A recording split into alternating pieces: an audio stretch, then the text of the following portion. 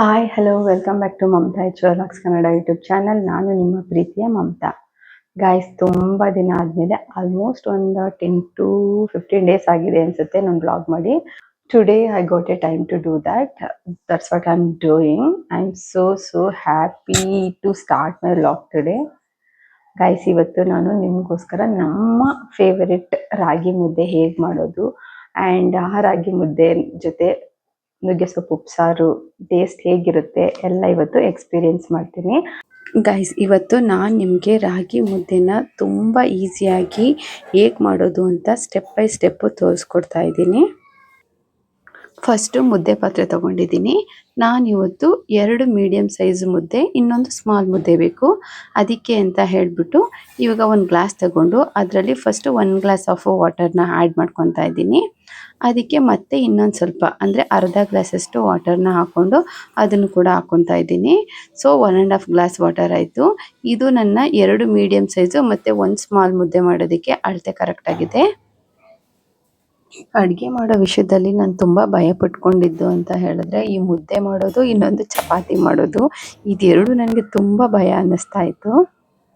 Guys, ಇವಾಗ ನೋಡಿ ನಾನೇ ಮುದ್ದೆ ಮಾಡ್ತಾ ಇದ್ದೀನಿ. ಇವಾಗ ಒಂದೇ ಒಂದು ಡ್ರಾಪ್ ಅಷ್ಟು ಆಯಿಲ್ನ ಹಾಕ್ಕೊತಾ ಇದ್ದೀನಿ, ಅಡುಗೆ ಆಯಿಲು. ಆಮೇಲಿಂದ 1-2 ಕಾಳಷ್ಟು ಸಾಲ್ಟ್ನು ಕೂಡ ಆ್ಯಡ್ ಮಾಡ್ಕೊತಾ ಇದ್ದೀನಿ. ನಮ್ಮ ಅಮ್ಮ ಹೇಳಿದ್ರು ಅವಾಗ ಮುದ್ದೆ ತುಂಬ ರುಚಿ ಅನಿಸುತ್ತೆ ಅಂತ. ಸೊ ಅದಕ್ಕೆ ಹಾಕ್ಕೊಂಡೆ. ಆಮೇಲೆ ನಾನು 1 ಸ್ಪೂನಷ್ಟು ರಾಗಿ ಹಿಟ್ಟನ್ನು ಹಾಕ್ಬಿಟ್ಟು ಮಿಕ್ಸ್ ಮಾಡ್ಕೊಂಡು ಬಿಡ್ತೀನಿ.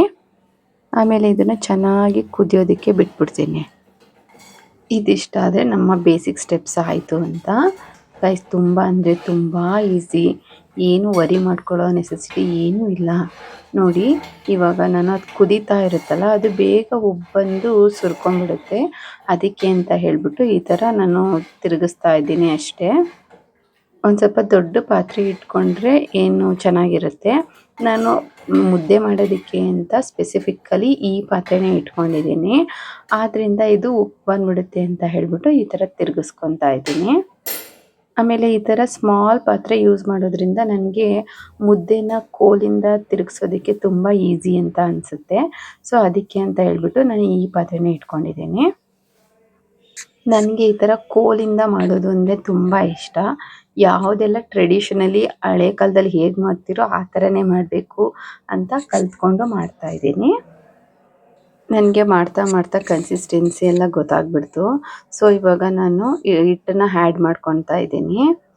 ಅದು ಸ್ಪೂನಲ್ಲಿ ನನಗೆ ತಿರುಗಿಸ್ತಾ ಗೊತ್ತಾಗ್ಬಿಡುತ್ತೆ ಇನ್ನು ಸ್ವಲ್ಪ ಹಾಕ್ಕೊಬೇಕಾ ಅಥವಾ ಇಷ್ಟಕ್ಕೆ ಸ್ಟಾಪ್ ಮಾಡಬೇಕಾ ಅಂತ ಒಂದು ಕನ್ಸಿಸ್ಟೆನ್ಸಿ ಗೊತ್ತಾಗ್ಬಿಡುತ್ತೆ.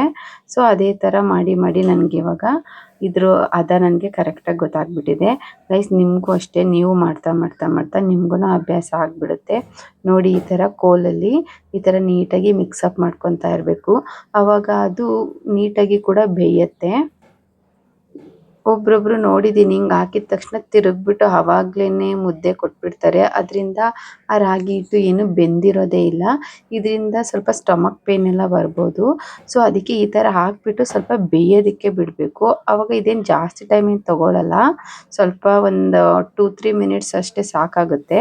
ಸೊ ನೀಟಾಗಿ ಬೇಯಿಸ್ಬೇಕು. ಆಮೇಲೆ ತಳ ಹಿಡ್ಕೊಳ್ಳೋ ತನಕನೂ ವೆಯ್ಟ್ ಮಾಡಬಾರ್ದು. ಅದು ತಳ ಹಿಡ್ಕೊಂಡ್ಬಿಟ್ರೆ ಆಮೇಲೆ ಮುದ್ದೆ ತಿನ್ನೋದಕ್ಕೂ ಆಗೋದಿಲ್ಲ. ಸೊ ಅದನ್ನು ಸ್ವಲ್ಪ ಹುಷಾರಾಗಿ ನೋಡಿಕೊಂಡು ಮಾಡ್ಕೊಬೇಕು. ನೋಡಿ, ಈ ಥರ ಮಿಕ್ಸ್ ಮಾಡ್ಕೊತಾ ಇದ್ದರೆ ನಮಗೆ ಹದ ಗೊತ್ತಾಗ್ತಾ ಹೋಗುತ್ತೆ. ಇನ್ನು ಸ್ವಲ್ಪ ಹಿಟ್ಟು ಆ್ಯಡ್ ಮಾಡ್ಕೊಳ್ಳೋದಾ ಅಥವಾ ಇಷ್ಟಕ್ಕೆ ಸ್ಟಾಪ್ ಬಿಡಬೇಕಾ ಅಂತ ಒಂದು ಕನ್ಸಿಸ್ಟೆನ್ಸಿ ನಮಗೆ ಗೊತ್ತಾಗ್ಬಿಡುತ್ತೆ. ಸೊ ಅದಕ್ಕೆ ನಾನು ಈ ಥರ ತಿರುಗಿಸ್ಕೊತಾ ಇದ್ದೀನಿ. ಗೈಸ್, ನಿಜವಾಗ್ಲೂ ರಾಗಿ ಮುದ್ದೆ ಮಾಡೋದು ಅಂದರೆ ನನಗೆ ಬಿಗ್ ಚಾಲೆಂಜ್ ಆಗಿತ್ತು. ಒಂದು ಲಾಸ್ಟ್ ಫ್ಯೂ ಮಂತ್ಸ್ ತನಕನೂ ಹಾಗೆ ಅನಿಸಿತ್ತು. ನಾನು ರೀಸೆಂಟಾಗಿ ನಾನು ಕೂಡ ಮುದ್ದೆ ಮಾಡೋದನ್ನ ಕಲ್ತ್ಕೊಂಡಿರೋದು. ನಾನು ಚಿಕ್ಕವಳಾಗಿರ್ಬೇಕಾದ್ರೆ ನನಗೆ ಎಲ್ಲರೂ ಟೀಸ್ ಮಾಡ್ತಾಯಿದ್ರು ಏನು ಮಾಡೋದಕ್ಕೆ ಬರೋದೇ ಇಲ್ಲ ಅಂತ. ಅವಾಗೊಂದು ಸ್ವಲ್ಪ ಡಿಫಿಕಲ್ಟಿನೂ ಅಂತ ಅನ್ನಿಸ್ತಾ ಇತ್ತು. ಸೌದೆ ಒಲೆಯಲ್ಲಿ ಮಾಡಬೇಕು ಆ್ಯಂಡ್ ಈ ಥರ ಎಲ್ಲ ಮಿಕ್ಸೋಕ್ಕೆ ನನಗೆ ಆಗ್ತಾ ಇರಲಿಲ್ಲ. ನಾನು ತುಂಬ ಅಂದರೆ ತುಂಬ ತಿನ್ನಿದ್ದೆ ಆಯಿತಾ. ಆವಾಗ ನನಗೆ ಈ ಥರ ಪಾತ್ರೆಗಳನ್ನ ಹಿಡ್ಕೊಳ್ಳೋ ಅಷ್ಟು ಶಕ್ತಿನೂ ಇರಲಿಲ್ಲ. ಆ ಥರ ಕೇಸಲ್ಲಿ ನನಗೆ ಎಲ್ಲರೂ ಟೀಸ್ ಮಾಡ್ತಾಯಿದ್ರು, ಏನು ಮಾಡೋದಕ್ಕೆ ಬರೋದಿಲ್ಲ ಅಂತ. ಜಸ್ಟ್ ಒಂದು ಪಾತ್ರೆ ತೊಳೆಯೋದಕ್ಕೆ ಇನ್ವಾಲ್ವ್ ಆಗ್ತಾಯಿದ್ದೆ.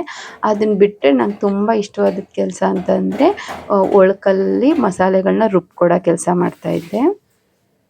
ಒಂದೊಂದು ಸರಿ ನಮ್ಮ ಅಮ್ಮನೂ ನನಗೆ ಬೈದ್ಬಿಡ್ತಾಯಿದ್ರು, ನಿನಗೆ ಏನು ಮಾಡೋದಕ್ಕೆ ಬರೋದೇ ಇಲ್ಲ ಅಂತ.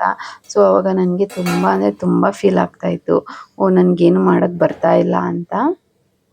ಆಮೇಲೆ ನಾನು ಗ್ರೋನ್ ಅಪ್ ಆಗಿ ನಂದು ಎಜುಕೇಷನ್ ಎಲ್ಲ ಮುಗಿದು ನಾನು ವರ್ಕ್ ಎಲ್ಲ ಸ್ಟಾರ್ಟ್ ಆದಮೇಲೂ ನಾನು ಅಡುಗೆ ಕಡೆ ಅಷ್ಟೊಂದೇನು ಇನ್ವಾಲ್ವ್ ಆಗ್ತಾ ಇರಲಿಲ್ಲ. ಬಿಕಾಸ್ ನಾನು ವರ್ಕ್ ಕಡೆನೇ ಬ್ಯುಸಿ ಇರ್ತಾಯಿದ್ದೆ, ಹೋಗೋದು ಬರೋದು ಅದೇ ಆಗ್ತಾಯಿತ್ತು.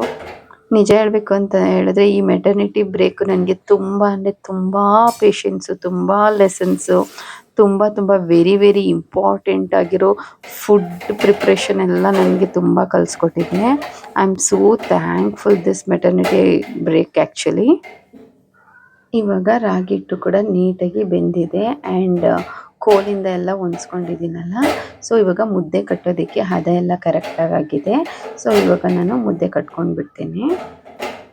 ಪ್ಲೇಟ್ಗೆ ಸ್ವಲ್ಪ ನೀರು ಹಾಕ್ಕೊಂಡು ತೇವ ಮಾಡಿಕೊಂಡು ಇವಾಗ ನಮಗೆ ಮುದ್ದೆ ಯಾವ ಸೈಜಲ್ಲಿ ಬೇಕೋ ಆ ಸೈಜಲ್ಲಿ ಹಿಟ್ಟನ್ನು ನಾನು ಒಂದು ಸ್ವಲ್ಪ ಇದಕ್ಕೆ ಹಾಕ್ಕೊತಾ ಇದ್ದೀನಿ ಪ್ಲೇಟ್ಗೆ. ಆಮೇಲೆ ಕೈ ಸ್ವಲ್ಪ ನೀರು ಮಾಡಿಕೊಂಡು ಅದನ್ನು ನೀಟಾಗಿ ರೋಲ್ ಮಾಡ್ಕೊಂಡು ಬಂದರೆ ಆಯಿತು. ನಾನು ಚಿಕ್ಕವಳಾಗಿದ್ದಾಗ ಕೈಗೆ ನೀರು ಮಾಡ್ಕೊಂಡು ಎತ್ಕೊಬೇಕು ಅಂತಲೂ ಗೊತ್ತಾಗ್ತಾ ಇರಲಿಲ್ಲ. ಹಾಗೆ ಅದನ್ನು ಮುಟ್ಬಿಟ್ಟು ಬಿಸಿದೆ, ಅದು ಕೈಗೆಲ್ಲ ಕಚ್ಕೊಂಡು ಸುಟ್ಬಿಟ್ಟಿತ್ತು. ಅದರಿಂದ ನನಗೆ ಮುದ್ದೆ ಮಾಡೋದೇ ಬೇಡಪ್ಪ, ಅದ್ರ ಸವಾಸನೆ ಬೇಡ ಅಂತ ಅನ್ನಿಸ್ಬಿಟ್ಟಿತ್ತು. ಇಲ್ಲಿ ನೋಡಿ ಎಷ್ಟು ಈಸಿ ಅಂತ ಮುದ್ದೆ ಮಾಡೋದು. ಸೊ ಈ ಥರ ರೋಲ್ ಮಾಡಿಕೊಂಡ್ರೆ ಆವಾಗ ನೀಟಾಗಿ ಬಾಲ್ ಥರ ಮಾಡ್ಕೊಬೋದು. ಒಂದು ಸ್ವಲ್ಪ ಹಿಟ್ಟೇನಾದರೂ ತೆಳು ಅದಕ್ಕೆ ಬಂದುಬಿಟ್ರೆ ರೋಲ್ ಮಾಡೋದು ಡಿಫಿಕಲ್ಟಿ ಆಗುತ್ತೆ. ಆ್ಯಂಡ್ ಪ್ಲೇಟ್ಗೆ ಸ್ವಲ್ಪ ನೀರು ಹಾಕ್ಕೊಂಡು ನಾವು ಕೈನ ನೀರು ಮಾಡಿಕೊಂಡು ಮಾಡೋದ್ರಿಂದ ಬಾಲ್ ಸೈಜಲ್ಲಿ ನಾವು ನೀಟಾಗಿ ಮುದ್ದೆನ ಮಾಡ್ಕೊಳ್ಬೋದು. ಇಲ್ಲಾಂದರೆ ಪ್ಲೇಟ್ಗೆಲ್ಲ ಕಚ್ಕೊಂಡು ನಮಗೆ ಮುದ್ದೆ ಮಾಡೋದಕ್ಕೆ ಆಗೋದಿಲ್ಲ. ಸೊ ನೋಡಿ ನಾನು ಈ ಥರ ಮಾಡ್ಕೊತಾ ಇದ್ದೀನಿ, ಎಷ್ಟು ನೀಟಾಗಿ ಬರ್ತಾಯಿದೆ. ಇಷ್ಟೇ ಗಾಯ್ಸ್, ಮುದ್ದೆ ಮಾಡೋದು ಅಂತ ಹೇಳಿದ್ರೆ ಏನಂತ ರಾಕೆಟ್ ಸೈನ್ಸ್ ಏನೂ ಇಲ್ಲ.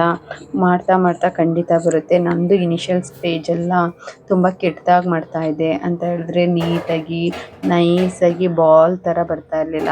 ಅವಾಗೆಲ್ಲ ಒಂಥರ ಒಳಗಡೆ ಎಲ್ಲ ಗಂಟು ಥರನೂ ಆಗಿದ್ದು ಎಷ್ಟೋ ಎಕ್ಸ್ಪೀರಿಯೆನ್ಸ್ ಇದೆ. ಆಮೇಲೆ ಮಾಡ್ತಾ ನನಗೆ ಈ ಥರ ನೀಟಾಗಿ ಮಾಡೋದಕ್ಕೆ ಬರುತ್ತೆ. ಆಮೇಲೆ ಅವಾಗೆಲ್ಲ ನಮಗೆ ಇನಿಷಿಯಲಿ ಗೊತ್ತಾಗಲ್ಲ ಅದು ಕೋಲಲ್ಲಿ ನೀಟಾಗೆಲ್ಲ ಹೊಂದ್ಸೋದು ಅದೆಲ್ಲ. ನಾನು ಆ್ಯಕ್ಚುಲಿ ನನ್ನ ಕೋಲಲ್ಲಿ ಹೊಂದ್ಸೋದು ಅಂದರೆ ನನಗಿಷ್ಟ. ತುಂಬ ಜನ ಏನು ಕೋಲಿಂದನೂ ಏನು ಮಾಡೋದಿಲ್ಲ, ಸೌಟಲ್ಲೇ ಮಾಡಿಬಿಡ್ತಾರೆ. ಸೊ ನನಗೆ ಅದು ಏನು ಕಂಫರ್ಟಬಲ್ ಅನಿಸಲ್ಲ. ನನಗೆ ಈ ಕೋಲೇ ತುಂಬ ಚೆನ್ನಾಗಿ ಅನಿಸುತ್ತೆ. ಬಿಕಾಸ್ ಈ ಹಿಟ್ಟು ತುಂಬ ಸ್ಟಿಕ್ಕಿ ಆಗಿರುತ್ತಲ್ವ, ಈ ಕೋಲಿಂದ ಒಂದು ಸ್ವಲ್ಪ ನೀಟಾಗಿ ಹೊಂದ್ಸೋದಕ್ಕೆ ನನಗೆ ಕಂಫರ್ಟಬಲ್ ಅನಿಸುತ್ತೆ. ಸೊ ಅದಕ್ಕೆ ನಾನು ಯಾವಾಗಲೂ ಇದನ್ನೇ ಯೂಸ್ ಮಾಡಿ ನಾನು ಮುದ್ದೆ ಮಾಡೋದು. ನೋಡಿ ಎಷ್ಟು ಚೆನ್ನಾಗಿ ಬಂದಿದೆ. 3 ಮುದ್ದೆ ಮಾಡಿಬಿಟ್ಟಿದ್ದೀನಿ. ಹತ್ತಿರದಿಂದ ತೋರಿಸ್ತೀನಿ ನೋಡಿ ಎಷ್ಟು ಚೆನ್ನಾಗಿ ಬಂದಿದೆ ಮುದ್ದೆ ಅಂತ, ನಿಮಗೆ ಗೊತ್ತಾಗುತ್ತೆ. ಇನ್ನು ನನ್ನ ಕೈಲೇ ಈ ಥರ ಮಾಡೋಕ್ಕಾಗುತ್ತೆ ಅಂತ ಹೇಳಿದ್ರೆ ಗ್ಯಾರಂಟಿ ನೀವು ಕೂಡ ಮಾಡ್ಬೋದು. ನಿಮ್ಗೆ ಏನೂ ಗೊತ್ತಿಲ್ಲ ಅಂದರೂ ಪರವಾಗಿಲ್ಲ. ಸೊ ಈ ಥರ ಸ್ಟೆಪ್ನ ಫಾಲೋ ಮಾಡಿದ್ರೆ ಖಂಡಿತ ನೀವು ಕೂಡ ತುಂಬ ಅಂದರೆ ತುಂಬ ಚೆನ್ನಾಗಿ ಮುದ್ದೆ ಮಾಡ್ಬೋದು. ಈ ಮುದ್ದೆ ಎಲ್ಲ ಮಾಡಿದ್ಮೇಲೆ ಈಗ ವಾಪಸ್ಸು ಮುದ್ದೆ ಪಾತ್ರೆಗೆ ಈ ಮುದ್ದೆಗಳನ್ನೆಲ್ಲ ಇಡ್ತಾ ಇದ್ದೀನಿ. ಆ್ಯಕ್ಚುಲಿ ನಮ್ಮ ದೊಡ್ಡಮ್ಮ ಇದ್ದಾರೆ ಊರಲ್ಲಿ, ಅವರು ರುಕ್ಮಣಿ ದೊಡ್ಡಮ್ಮ ಅಂತ. ಅವರು ನನಗೆ ರೀಸೆಂಟಾಗಿ ಹೇಳಿದ್ರು, ಮುದ್ದೆ ಎಲ್ಲ ಮಾಡಿದ್ಮೇಲೆ ಅದನ್ನ ಪಾತ್ರೆಗೆ ಇಟ್ಬಿಟ್ಟು ಆಮೇಲಿಂದ ನಾವು ಒಂದು 5 to 10 ಮಿನಿಟ್ಸ್ ಬಿಟ್ಟಾಗಿದ್ಮೇಲೆ ನಾವು ಊಟ ಮಾಡಬೇಕು, ಇಲ್ಲಾಂದರೆ ಅನ್ನ ದೇವತೆ ಬೇಜಾರು ಮಾಡ್ಕೊಂಡ್ಬಿಡ್ತಾಳೆ. ಸೊ ಅದಕ್ಕೆ ಮುದ್ದೆ ಪಾತ್ರೆಯಲ್ಲಿ ಇರಿಸ್ಬೇಕು ಅಂತ ಹೇಳಿದರು.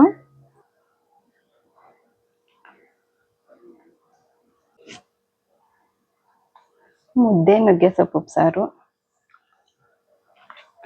ಸಕ್ಕತ್ತಾಗಿದೆ.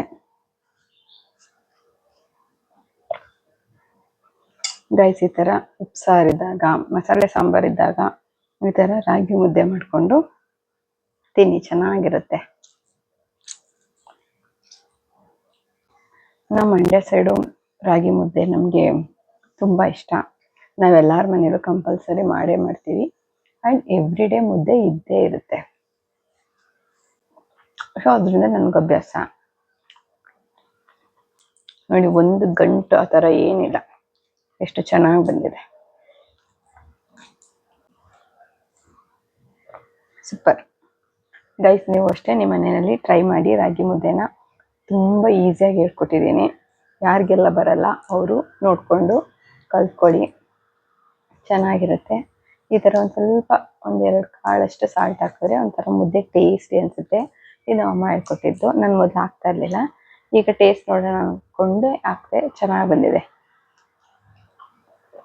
ಆಗ ಮುದ್ದೆ ತಿನ್ನೋದಕ್ಕೆ ಒಂಥರ ಇಷ್ಟ ಅಂತ ಅನ್ಸುತ್ತೆ. ಒಂಥರ ನಾಲ್ಗೆನಲ್ಲಿ ಒಂಥರ ಟೇಸ್ಟ್ ಚೆನ್ನಾಗಿದೆ ಈ ಉಪ್ಸಾರಿಗೆ ಮತ್ತು ಈ ಮುದ್ದೆಗೂ. ಗಾಯ್ಸ್, ನೋಡಿದ್ರಲ್ಲ ಎಷ್ಟು ಸಿಂಪಲ್ ಆಗಿ ರಾಗಿ ಮುದ್ದೆ ಮಾಡಿದೆ ಅಂತ. ಇನ್ಯಾಕೆ ತಡ, ನೀವು ನಿಮ್ಮ ಮನೇಲಿ ರಾಗಿ ಮುದ್ದೆನ ಆರಾಮಾಗಿ ಮಾಡಿ.